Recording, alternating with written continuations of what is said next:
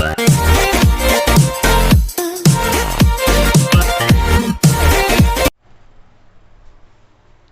Everyone, welcome to our channel पीकेपी।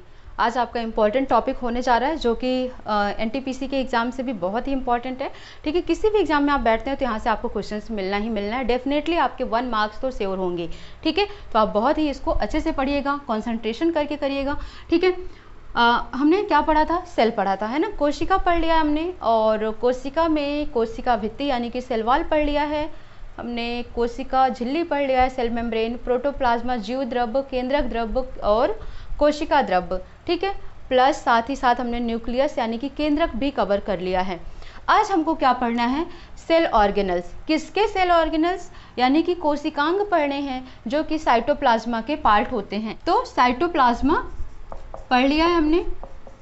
Cytoplasm को बोलते हैं कोशिका द्रव्य।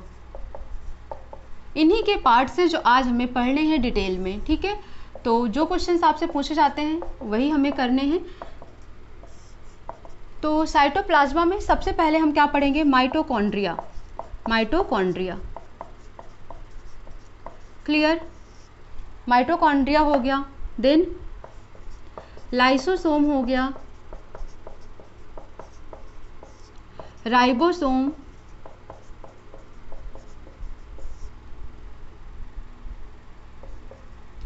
अंतः प्रदब्ध जालिका, ईआर जिसे बोलते हैं, इंटोप्लाज्मिक रेटिकुलम। ठीक है, ये हो गया। नेक्स्ट गोल्जी काय या गोल्जी अपैरेटस, गोल्जी काय हो गया। ठीक है, साथ ही साथ आपको पढ़ना है रसघानी यानी कि वैक्यूल्स पढ़ना है, लवक पढ़ना है जिसे प्लास्टिड बोलते हैं। ठीक है, और आपको तारक काय यानी कि सेंट्रोसोम पढ़ना है, तारक काय।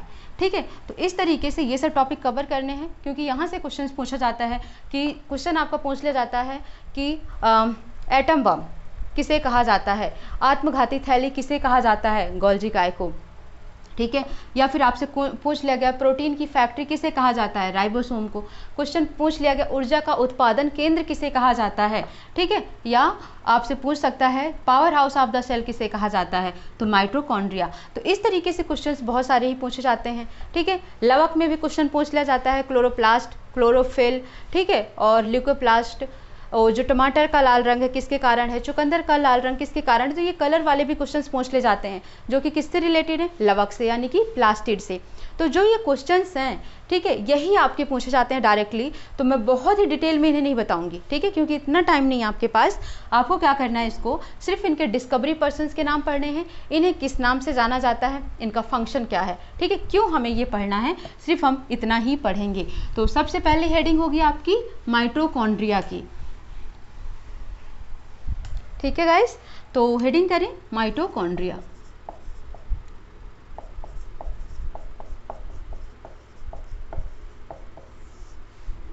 माइटोकॉन्ड्रिया की खोज किसने की? तो सबसे पहले खोजकर्ता का नाम लिखेंगे। माइटोकॉन्ड्रिया की खोज की अल्टमैन ने। अल्टमैन ने माइटोकॉन्ड्रिया की खोज की। बट देखा किसने इसे? तो नाम किसने दिया? तो नामकरण किया कोलकर ने। कोलकर ने किस में देखा था इसको? इंसेक्ट में देखा था। ठीक है, कीटाणुओं में देखा था। तो इसका नामकरण किया है कोलकर ने, और इसकी खोज किसने की है? अल्टमैन ने। ये आपको याद रखना है। ठीक है, ये क्या करता है? एनर्जी का प्रोडक्शन करता है, ऊर्जा का उत्पादन करता है, ऊर्जा का केंद्र कहलाता है। ठीक है, तो इसे ही कहा जाता है powerhouse of the cell. ठीक है, या फिर इसी को स्टोरेज बैटरी के नाम से जाना जाता है। स्टोरेज बैटरी, ऊर्जा का उत्पादन केंद्र। ठीक है, क्वेश्चन पूछा जाता है powerhouse of the cell किसे कहा जाता है, स्टोरेज बैटरी किसे कहा जाता है, ऊर्जा का उत्पादन केंद्र किसे कहा जाता है, किसी भी नाम से आ जाएगा तो आपका आंसर क्या जाएगा? माइटोकॉन्ड्रिया पर जाएगा। ठीक है, माइटोकॉन्ड्रिया ये क्या करता है? एनर्जी का प्रोडक्शन करता है, उत्पादन करता है। किसके फॉर्म में? एटीपी के फॉर्म में करता है, एटीपी। ठीक है, अब एटीपी का फुल फॉर्म भी आपसे पूछा जा सकता है, तो आप इसका फुल फॉर्म लिखें, एडिनोसिन ट्राईफास्फेट, ट्राईफास्फेट। अब ये जो एटीपी है ये किससे बनता है, तो ये एडीपी प्लस पी से बनता है। एडीपी का मतलब एडेनोसिन डाइफास्फेट प्लस फास्फेट। तो इस तरीके से एडेनोसिन ट्राइफास्फेट का फॉर्मेशन होता है, जिसका प्रोडक्शन होता है माइटोकॉन्ड्रिया में, ठीक है। और इसीलिए माइटोकॉन्ड्रिया को powerhouse of the cell कहा जाता है। माइटोकॉन्ड्रिया में डीएनए भी पाया जाता है, ठीक है। क्या पाया जाता है, डीएनए पाया जाता है, ठीक है। तो ये पॉइंट्स आपको याद रखना है। साथ ही साथ अगर आपसे पूछे एनर्जी करेंसी किसे कहा जाता है, ठीक है, या energy currency of the cell, ठीक है, या फिर रेस्पायरेशन ऑफ द सेल किसे कहा जाता है, ठीक है। यहाँ पर लिख देती हूँ, रेस्पायरेशन ऑफ द सेल। तो ये पॉइंट्स आपको याद रखना है कि माइटोकॉन्ड्रिया को किस किस नाम से जाना जाता है, energy currency of the cell, powerhouse of the cell, storage battery, respiration of the cell, ऊर्जा का उत्पादन केंद्र, ठीक है। किसे कहा जाता है, माइटोकॉन्ड्रिया को कहा जाता है, बिकॉज यहीं पर ही एनर्जी का उत्पादन होता है, ठीक है। इसकी खोज किसने की, अल्टमैन ने की। इसको ऑब्जर्व किसने किया, देखा किसने, नामकरण किसने किया, ठीक है। तो ऑब्जर्व किया इसको कोलकर ने। उसके बाद ये इसमें जो एनर्जी का प्रोडक्शन होता है एटीपी के फॉर्म में होता है। एटीपी का full form adenosine triphosphate, which is equal to adenosine diphosphate plus phosphate, यानी कि एडेनोसिन डाइफास्फेट प्लस फास्फेट, एक फास्फेट और आ गया, डाई पहले से ही था तो क्या हो गया, 2 और 1 3, तो ट्राइफास्फेट बन जाता है, ठीक है। तो इस तरीके से आपको इसके बारे में इतना याद रखना है। और आपको लिखना है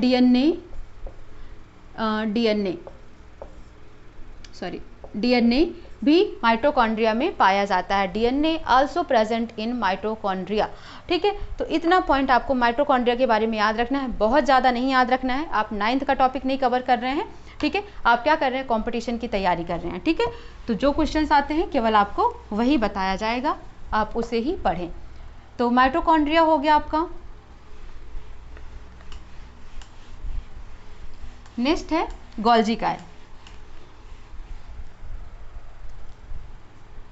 गोल्जी काय, ठीक है, या इसे क्या बोलते हैं, गोल्जी अपैरेटस। अपैरेटस का मतलब क्या हो गया, एक तरीके का गोल्जी काय यानी कि अपैरेटस। अपैरेटस का मतलब एक इंस्ट्रूमेंट हो गया, ठीक है, एक माध्यम हो गया जो क्या कर रहा है, एनर्जी को एक जगह से दूसरी जगह तक ट्रांसपोर्ट कर रहा है, पहुंचा रहा है। क्या हो गया, अपैरेटस का मतलब हो गया टूल्स, ठीक है, टूल्स। अब टूल्स का काम क्या होता है, कुछ ना कुछ वो काम करते हैं। तो इसका काम क्या होता है, जो ऊर्जा है, जो माइटोकॉन्ड्रिया ने एनर्जी का प्रोडक्शन किया है, कैमिलो गोल्जी गोल्जी बॉडी क्या करता है, इस एनर्जी को छोटे छोटे पैकेट्स के रूप में बना लेता है, ठीक है। ऊर्जा को छोटे छोटे पैकेट्स के रूप में ये क्या करता है, बनाता है, और उसके बाद इन एनर्जी पैकेट्स की जहाँ पर नीड होती है उसे वहाँ पर वो पहुँचा देता है, यानी कि वहाँ पर वो ट्रांसफ़र कर देता है। तो एक तरीके से आपने क्या देखा गोल्जी बॉडी के बारे में, गोल्जी काय के बारे में, कि ये ऊर्जा को पैकेट के रूप में बना रहा है। आप नोट कर लें, ठीक है, ऊर्जा को पैकेट के रूप में बनाना और ऊर्जा को एक स्थान से दूसरे स्थान पर ट्रांसफ़र करना या स्थानांतरण करना गोल्जी काय का कार्य होता है, ठीक है। इसीलिए इसे क्या बोला जाता है, यातायात प्रबंधक। क्वेश्चन पूछा जाता है कि यातायात प्रबंधक किसे कहा जाता है, गोल्जी अपैरेटस को ही यातायात प्रबंधक, ठीक है, या मैनेजमेंट, ट्रांसपोर्ट मैनेजमेंट, ठीक है, ट्रांसपोर्ट मैनेजमेंट किसे कहा जाता है। तो आपका आंसर किस पे जाएगा, गोल्जी काय पर जाएगा। इसकी खोज किसने की, खोज करता है इसके कैमिलो गोल्जी, ठीक है। कैमिलो गोल्जी, उन्हीं के नाम पर ही इसका नाम पड़ा है गोल्जी काय, ठीक है। तो कैमिलो गोल्जी एक साइंटिस्ट है जिन्होंने गोल्जी काय की खोज की। ये एक टूल की तरह होते हैं जो कि ऊर्जा को छोटे छोटे पैकेट्स के रूप में बांटते हैं, उसके बाद उनको जहाँ पर नीड होती है वहाँ पर वो सेल्स को पहुँचा देते हैं, ठीक है। तो इसीलिए इन्हें ट्रांसपोर्ट मैनेजमेंट या यातायात प्रबंधक के नाम से जाना जाता है। नोट कर लें आप इसे।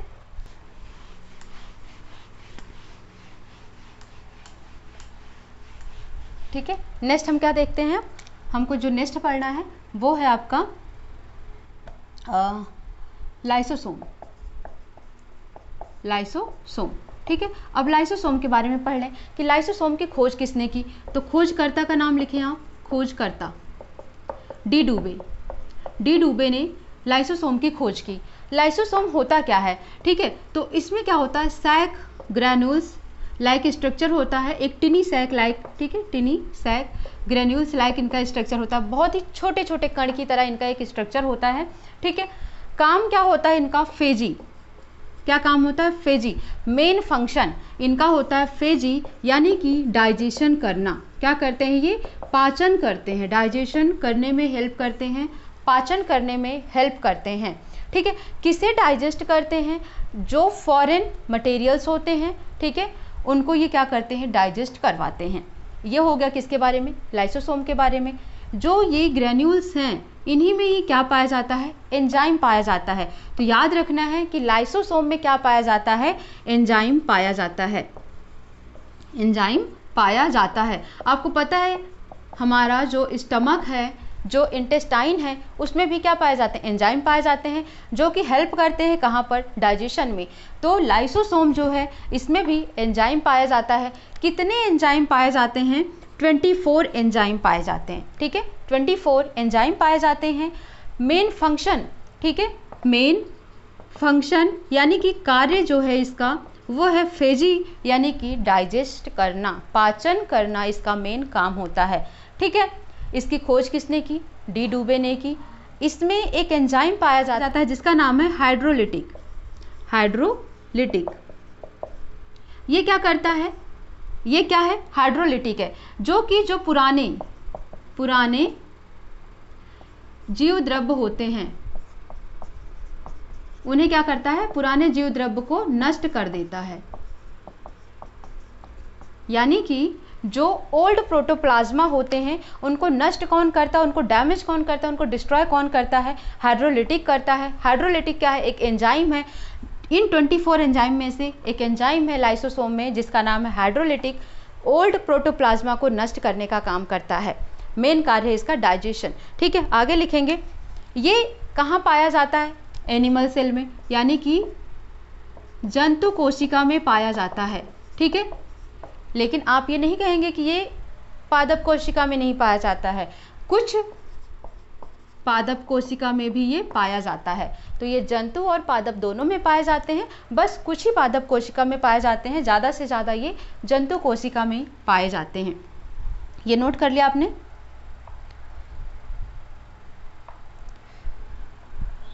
ठीक है, इन्हें एक तरीके से वेस्ट डिस्पोजल सिस्टम भी कहा जाता है, ठीक है।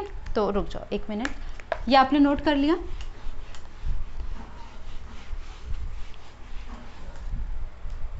ये किसकी तरह है, वेस्ट डिस्पोजल सिस्टम की तरह है, ठीक है। वेस्ट डिस्पोजल का मतलब हो गया जो खराब चीज़ें हैं, ठीक है, जो एक तरीके से वेस्ट पदार्थ हैं उनको ये क्या करते हैं, डिस्पोज करते हैं, ठीक है। तो लाइसोसोम, इसे ही क्या कहा जाता है, आत्मघाती थैली। बहुत बार क्वेश्चन पूछा जाता है कि सुसाइडल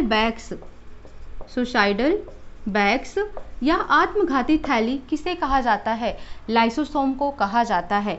दूसरा नाम पूछा जाता है एटम बम, किसे कहा जाता है, ठीक है। एटम बम, यहाँ पर फिजिक्स के टर्म में बात नहीं हो रही है, यहाँ पर बायो के टर्म में बात हो रही है, सेल के टर्म में बात हो रही है कि एटम बम किसे कहा जाता है। तो आप बोलेंगे लाइसोसोम को कहा जाता है। क्यों, क्योंकि इसका जो मेन पर्पज़ है ये क्या है, डाइजेशन करना, ठीक है। लेकिन अगर ये डाइजेशन नहीं कर पा रहे हैं, मीन्स आपको पता है ये फॉरेन मटेरियल को क्या करते हैं, डाइजेस्ट करते हैं, ठीक है। फॉरेन मटेरियल को डाइजेस्ट करते हैं, यानी कि वे पचाते हैं, उनका पाचन करते हैं। लेकिन अगर किसी तरीके से सेल डैमेज हो गया, यानी कि जो कोशिका है वो डैमेज हो गई, तो ये क्या होगा, डाइजेशन नहीं कर पाएगा, ठीक है। जब सेल डैमेज हो जाएगा तो क्या होगा, जो लाइसोसोम है, ठीक है, लाइसोसोम है, ये क्या होगा, बस्ट कर जाएगा, यानी कि फट जाएगा ये, ठीक है, इसीलिए इसे क्या बोला जाता है, एटम बम कहा जाता है। और जब लाइसोसोम बस्ट कर जाता है तो ये क्या करता है, इनके जो एंजाइम्स होते हैं वो रिलीज होकर साइटोप्लाज्मा में चले जाते हैं। ठीक है, तो लाइसोसोम बस्ट हो जाएगा, इनके एंजाइम रिलीज होकर साइटोप्लाज्मा में चले जाते हैं और ये अपने ही कोशिका को डाइजेस्ट कर लेते हैं, पचा लेते हैं। ठीक है, डाइजेस्ट कर लेते हैं। जो लाइसोसोम है ये जो मैमल्स होते हैं उनके आरबीसी में भी पाया जाता है। ठीक है, तो ये पॉइंट्स हो गए, आपको याद रखना है। लाइसोसोम को एटम बम, सुसाइडल बैग, आत्मघाती थैली के नाम से जाना जाता है। क्यों? क्योंकि इसका मेन काम है फेजी यानी कि डाइजेस्ट करना। ठीक है, लेकिन किसी वजह से सेल रप्चर हो गया, सेल डैमेज हो गया, सेल खराब हो गया तो ये डाइजेशन नहीं कर पाते हैं, लाइसोसोम बस्ट हो जाता है, फट जाता है। ठीक है, और इनके जो एंजाइम्स हैं वो बहकर रिलीज होकर साइटोप्लाज्मा में चले जाते हैं और ये अपने ही सेल को डाइजेस्ट कर लेते हैं, खा लेते हैं। इसीलिए इसे एटम बम या सुसाइडल बैग कहा जाता है। ठीक है, खोजकर्ता डी डूबे। लाइसोसोम की खोज किसने की? डी डूबे ने की। ठीक है, और ये एनिमल सेल में भी पाया जाता है, कुछ प्लांट सेल में भी पाए जाते हैं। तो ये इंपॉर्टेंट पॉइंट्स हैं लाइसोसोम के, जहाँ से आपके क्वेश्चंस पूछे जाते हैं। ठीक है, तो आप इन्हें नोट कर लें। उसके बाद नेक्स्ट हम देखेंगे राइबोसोम के बारे में। ठीक है,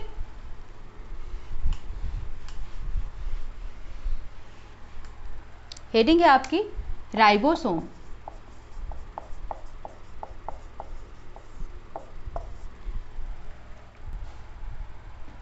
ठीक है, तो अब हम क्या देखते हैं, राइबोसोम के बारे में देखते हैं। सबसे पहले खोजकर्ता। तो राइबोसोम की खोज देखो, जंतु कोशिका यानी कि एनिमल सेल और पादप कोशिका यानी कि प्लांट सेल दोनों में ही की गई है। ठीक है, तो जो जंतु कोशिका में खोज किया है इसमें जे.ई. पैलाडे हैं। ठीक है, जे.ई. पैलाडे, इन्होंने जंतु कोशिका में राइबोसोम की खोज की।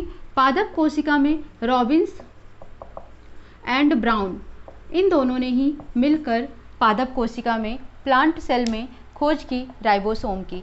ठीक है, बहुत ही टिनी होते हैं ये, तो इसीलिए इनको बोला जाता है स्मॉलेस्ट सेल ऑर्गेनल्स। जितने भी कोशिकांग हैं उनमें सबसे छोटा कोशिकांग कौन सा होता है? राइबोसोम होता है। यहाँ पर क्या होता है? प्रोटीन का संश्लेषण, सिंथेसिस होता है प्रोटीन का। ठीक है, इसीलिए इसको कार्य हो गया प्रोटीन का संश्लेषण करना, यानी कि synthesis of protein is the function of ribosome. इसीलिए इसे आल्सो नोन एज, इसे और किस नाम से जानते हैं? प्रोटीन की फैक्ट्री के नाम से जाना जाता है। ठीक है, प्रोटीन की फैक्ट्री, क्वेश्चन पूछा जाता है प्रोटीन की फैक्ट्री किसे कहा जाता है, तो आपका आंसर जाएगा राइबोसोम पर। ठीक है, प्रोटीन का संश्लेषण कहाँ पर होता है? राइबोसोम में होता है। सबसे छोटा कोशिकांग होता है। पादप कोशिका में इसकी खोज रॉबिन्स एंड ब्राउन ने की और जंतु कोशिका में इसकी खोज जे.ई. पैलाडे ने की। ठीक है, ये इतने पॉइंट्स आपको नोट करना है इनके बारे में। ठीक है, तो राइबोसोम हो गया, लाइसोसोम हो गया, गोल्जी काय हो गया, माइटोकॉन्ड्रिया हो गया। अब हम देख लेते हैं सेंट्रोसोम के बारे में, तारक काय।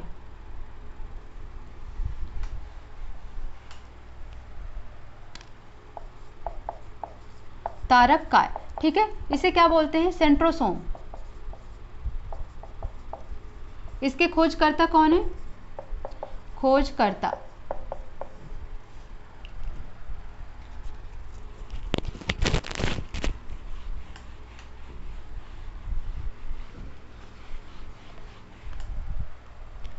तो इसके खोजकर्ता का नाम लिखिए बोबरी। ठीक है, तो तारक काय किस में पाया जाता है? जंतु कोशिका में पाया जाता है। ये पादप कोशिका में नहीं पाया जाता है। ठीक है, सेंट्रोसोम तारक काय जंतु कोशिका में पाया जाता है, इसके खोजकर्ता हैं बोबरी।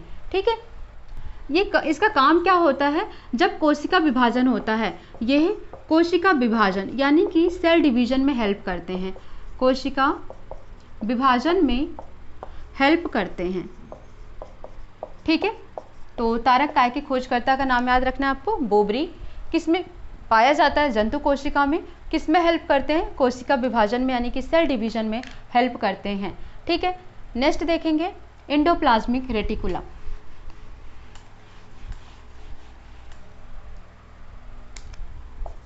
अंतः प्रदब्ध जालिका एंडोप्लाज्मिक रेटिकुलम। अब हम एंडोप्लाज्मिक रेटिकुलम के बारे में देखते हैं। तो इसके खोजकर्ता का नाम लिखें सबसे पहले, पोर्टर, फूलम एंड क्लाउड। ठीक है, ये 3 साइंटिस्ट थे, पोर्टर, फूलम एंड क्लाउड। इन्होंने मिलकर ही एंडोप्लाज्मिक रेटिकुलम की खोज की। बट ऑब्जर्व किसने किया, तो गार्नियर ने इसको ऑब्जर्व किया। गार्नियर ने इसे ऑब्जर्व किया, इसे देखा और नाम क्या दिया इन्होंने, नाम दिया इर्गास्टोप्लाज्मा। ठीक है, तो ये पॉइंट आपको नोट करना है कि खोजकर्ता है इसके पोर्टर, फूलम एंड क्लाउड। गार्नियर ने इसको ऑब्जर्व किया, देखा और नाम दिया इर्गास्टोप्लाज्मा। किसके बारे में बात हो रही है यहाँ पर, एंडोप्लाज्मिक रेटिकुलम के बारे में हो रही है। ठीक है, तो ये क्या होता है, मेन इसके टाइप्स की अगर हम बात करते हैं तो 2 तरह के होते हैं। एक होता है SER यानी कि स्मूथ, ठीक है, और एक होता है rough endoplasmic reticulum. Smooth endoplasmic reticulum and rough endoplasmic reticulum. जो स्मूथ एंडोप्लाज्मिक रेटिकुलम है, इसमें राइबोसोम नहीं पाया जाता है। ठीक है, राइबोसोम नहीं पाया जाता यहाँ पर। ठीक है, लेकिन अगर हम रफ की बात करते हैं तो यहाँ पर राइबोसोम पाया जाता है। ठीक है, राइबोसोम पाया जाता है। ये पॉइंट हो गए दोनों के बारे में। अगर हम रफ एंडोप्लाज्मिक रेटिकुलम की बात करते हैं तो ये प्रोटीन को सिंथेसाइज करते हैं, प्रोटीन को सिंथेसाइज करते हैं, सिंथेसाइज करते हैं। ठीक है, प्रोटीन का सिंथेसिस कौन करता है, रफ एंडोप्लाज्मिक रेटिकुलम करता है। ठीक है, तो ये हो गया स्मूथ, इसमें राइबोसोम नहीं पाया जाएगा। ये क्या करते हैं, रिलीज करते हैं, किसको रिलीज करते हैं, स्टेरॉइड्स को। ठीक है, स्टेरॉइड्स को रिलीज करते हैं। अब देखो चीज़ें समझ आ गई होंगी आपको कि खोजकर्ता कौन है, पोर्टर, फूलम एंड क्लाउड। गार्नियर ने इसे ऑब्जर्व किया, नाम दिया इर्गास्टोप्लाज्मिक। 2 तरीके का होता है, स्मूथ एंड रफ। जो रफ होता है उसमें राइबोसोम नहीं पाया जाता है, प्रोटीन और लिपिड का संश्लेषण करता है, सिंथेसिस करता है। और जो SER होता है इसमें राइबोसोम नहीं पाया जाता है और ये स्टेरॉइड्स को रिलीज करते हैं। ठीक है, ये इतना समझ आ गया। क्वेश्चंस अगर आपसे पूछा जाए कि स्केलेटन ऑफ द सेल किसे कहा जाता है, ठीक है, क्वेश्चन अगर आपसे पूछा जाए स्केलेटन ऑफ द सेल किसे कहा जाता है, तो आपका आंसर किस पे जाएगा, एंडोप्लाज्मिक रेटिकुलम पे ही जाएगा। तो नोन एज, इसे और किस नाम से जाना जाता है ये आप नोट कर लें, नोन एज स्केलेटन। स्केलेटन का मतलब क्या होता है, कंकाल, स्केलेटन ऑफ सेल। ठीक है, कोशिका का कंकाल किसे कहा जाता है, एंडोप्लाज्मिक रेटिकुलम को कहा जाता है। ये क्या करता है, ट्रांसपोर्ट करता है, ठीक है, मटेरियल्स को कहाँ पर, बिटवीन बैरियर साइटोप्लाज्मा या फिर साइटोप्लाज्मा से न्यूक्लियस के बीच में ये मटेरियल को ट्रांसपोर्ट भी करता है। कौन, एंडोप्लाज्मिक रेटिकुलम, ER। ठीक है, तो मेन फंक्शन याद रखना है, कोलेस्ट्रॉल हो गया, प्रोटीन हो गया, लिपिड हो गया, इन सब का सिंथेसाइज कहाँ पर होता है, एंडोप्लाज्मिक रेटिकुलम में ही होता है। ठीक है, तो मेन पर्पज ही इसका है प्रोटीन, वसा, लिपिड, इन सबको संश्लेषित करना, सिंथेसाइज करना, ट्रांसपोर्ट करना मटेरियल्स को बिटवीन डिफरेंट टाइप ऑफ, एक तरीके से आप कह सकते हैं कोशिका द्रव्य में या फिर कोशिका द्रव्य और केंद्रक के बीच में मटेरियल्स को ट्रांसफ़र करना भी एंडोप्लाज्मिक रेटिकुलम का काम होता है। इसके खोजकर्ता कौन कौन हैं, ठीक है, तो कौन है आपको मैंने बताया, इसके खोजकर्ता 3 हैं। एक का नाम है पोर्टर, क्लाउड एंड फुलम। ठीक है, तो ये 3 इनके खोजकर्ता के नाम है। तो इस तरीके से इंडोप्लाज्मिक रेटिकुलम भी आपका कंप्लीट हो जाता है। सेंट्रोसोम, राइबोसोम, लाइसोसोम, माइटोकॉन्ड्रिया, ये सब आपका कंप्लीट हो गया। ठीक है, अब जो लास्ट बचता है वो है आपका प्लास्टिड। ठीक है, प्लास्टिड हेडिंग कर लें और छोड़ दें। नेक्स्ट क्लास में प्लास्टिड को कवर करेंगे लवक, जिसमें डिटेल में भी पढ़ना है, कुछ ट्रिक के साथ पढ़ना है। डिफरेंट जो कलर होते हैं ये क्यों होते हैं, कौन से कलर होते हैं, कौन से वहाँ पर प्लास्टिड प्रेजेंट होते हैं, किसके कारण वो उनका कलर रेड होता है, उनका कलर बैगनी होता है, वो कड़वा लगते हैं, वो तीखे लगते हैं, वो मीठे लगते हैं। तो जो ये सब चीज़ें इसको हम नेक्स्ट क्लास में सीखेंगे, ट्रिक के साथ सीखेंगे। ठीक है, तो आपका जो सेल टॉपिक है ये नेक्स्ट क्लास में आपका कंप्लीटली खत्म हो जाएगा। देन टिश्यू होगा, ऊतक होगा आपका, या पादप हार्मोन जो भी हो जाएगा। ठीक है, तो एक तरीके से आपकी और बायोलॉजी की जितनी भी वीडियोज़ अपलोड हो चुकी हैं आप उनको देखते रहें। आप वीडियो को लाइक शेयर सब्सक्राइब कर दें, बिकॉज शेयरिंग इज़ केयरिंग। तो आप शेयर करें वीडियो को ताकि ज़्यादा से ज़्यादा लोगों को ये मिल सके और वो इस चीज़ को प्रॉफिट में ले सकें। ठीक है, तो वीडियो को लाइक शेयर सब्सक्राइब करिए। मिलते हैं नेक्स्ट क्लास में। Thank you for watching.